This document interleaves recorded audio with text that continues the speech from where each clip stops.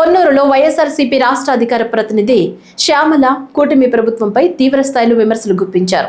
దొంగ పాలకులకు వ్యతిరేకంగా ఈ రోజు నిర్వహిస్తున్న చెల్లో మామిళ్లపల్లి కార్యక్రమానికి ప్రజలు పెద్ద ఎత్తున మద్దతు ఇవ్వాలని ఆమె పిలుపునిచ్చారు. పాటించాల్సిన వారే దళారులుగా మారి రైతులను మోసం చేస్తున్నారని ఆరోపించారు. రైతులతో రాజకీయాలు చేయడం ఎంతవరకు సమంజసమని ప్రశ్నించిన శ్యామల, రైతులు లాక్డౌన్ ప్రకటిస్తే రాష్ట్ర పరిస్థితి ఎలా ఉంటుందో ప్రభుత్వం ఆలోచించాలని హెచ్చరించారు. గత వైఎస్ఆర్సీపీ ప్రభుత్వం రైతులకు కొండంత అండగా నిలిచిందని, ఆ విషయం చెప్పుకోవడానికి గర్వంగా ఉందన్నారు. ప్రస్తుతం కూటమి ప్రభుత్వం రైతులకు ఇచ్చిన హామీల్లో ఒక్కటి నెరవేర్చలేదని విమర్శించారు.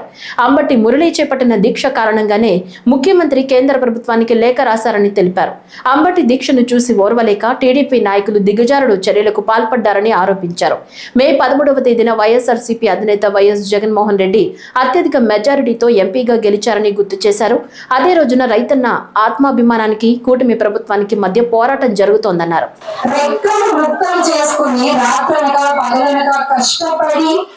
కాయ కష్టం చేసుకుని మీ కడుపు నింపే అన్నదాతతో రాజకీయమా? అన్నదాతతో రాజకీయం చేస్తావా? రైతుతో రాజకీయమా? కర్షకుడితో రాజకీయమా?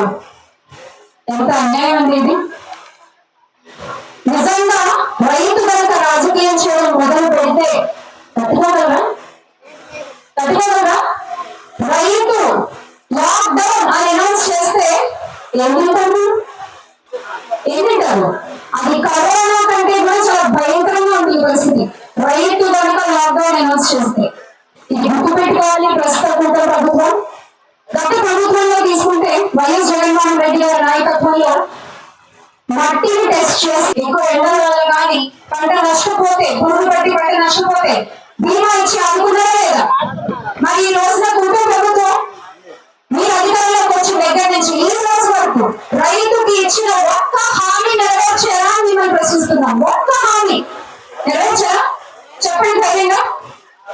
మీరు చేయాల్సింది చేయకపోగా రైతుల కోసం పోరాడుతున్న వాళ్ళ మీద అక్రమ కేసులు, రైతుల మీద అక్రమ